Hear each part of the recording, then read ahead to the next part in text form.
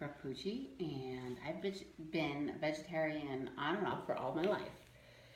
I have definitely felt a lot healthier when I wasn't eating meat because I found a lot of healthier ways to eat. And I'd like to share a quote with you by Dr. Caldwell Estlin. He is a surgeon. He says, quote, "Some people think that the plant-based whole foods diet is extreme.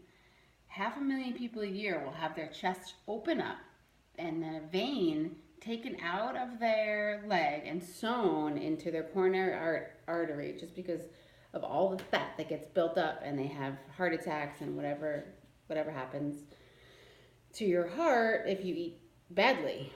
And some people would call that extreme. I will cover these three topics in my speech. Eating meat is bad for the environment. You will find healthier ways to eat, and I will explain to you what a hinsma means in yoga. And did I tell you that? I don't know if I told you that. I'm a yoga teacher. I've been a yoga teacher for 12 years, and during my yoga stint, I have found that eating vegetarian is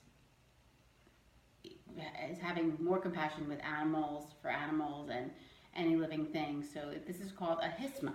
And in hisma, it's just having compassion for living things and yourself. I realize that making a choice to become a vegetarian is a difficult one because meat is such a big part of our culture. But I am here to tell you that it is doable, and even becoming a vegan is doable as well. If you were raised in India, eating meat would be out of the question. So it's just a matter of getting used to wrapping your mind around having meals without meat in it.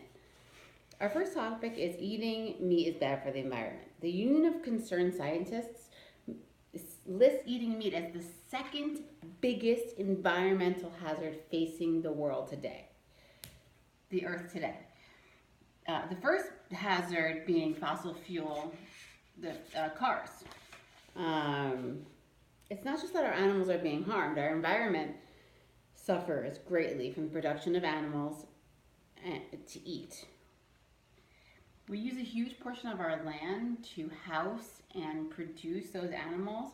I think that's around 45% of our land is used just for the production of animals. We could use that land for lots and lots of other things.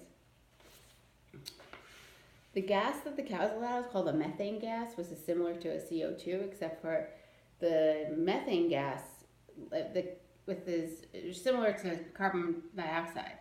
The negative effects on our climate that methane gas is 23 times higher than the effect of CO2. Cattle breeding and production is taking a major factor for greenhouse emissions. Livestock are one of the most significant contributions to today's most serious environmental problems. We need to take action starting now, eating less meat, and involving all of our communities to eat less meat as well. Our friends and our family. Our next topic is finding easier, healthier ways to eat. When you eat meat, because I know it's much harder for you in your mind to think that it's easier to just grab a snack that has meat in it or whatever, but it's actually a lot healthier if you pick up carrots or cucumbers or something that is fresh and from the earth and it doesn't contain an animal product. When you can cook spinach and rice and a lot of things that have many different nutrients in them. And you don't have to just always grab some meat and eat that and eat something else that was living before you ate it. Although man has included meat in his diet for thousands of years, his anatomy and physiology and the chemistry of his digestive juices are still unmistakably those of an animal that eats fruit. Beef is harder to digest in the body than plants are because meat is made up of fat and protein. The two types of digestive juices that the stomach produces to break down food are alkaline and acidic. Carbohydrates such as fruit and vegetables, breads and grains use alcohol for digestion, but strong hydrochloric acid is needed to digest meat. Once the body breaks down the meat, it takes the nutrients out of your bones and puts it in, and you use that energy to break down the fat when your bones need that the juice in your bones. So that could result in osteoporosis.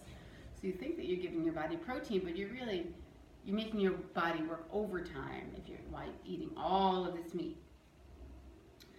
So this brings me to my next point, which is a hisma. Having more compassion for ourselves and living creatures that we share this earth with seems like it should be a no-brainer, right? Something called an 8-limb path in yoga, and in part of that 8-limb path, there's a hisma in there, which means showing compassion for yourself and all living beings. Most animals are tortured and left to be killed. Some are skinned alive. I know that there are the chickens that they don't need. They just let them run off they put them on this conveyor belt and they roll off right into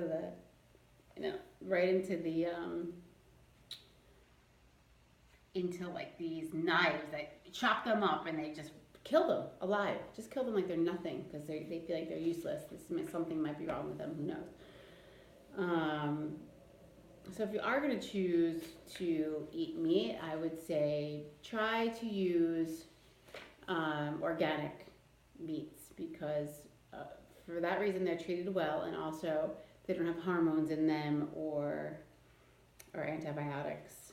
And then when we take those antibiotics that the animals are having in them, then our body builds up a resistance to it. So in closing, my whole speech is just about is trying to persuade you to eat less meat or no meat at all. And I think just take it day by day. And tonight, when you have dinner, just have no meat as a part of your dinner. And tomorrow, when you're sitting down considering having breakfast or a snack or lunch or dinner, just one meal a day, and you'll see how much better you feel. Okay, thank you.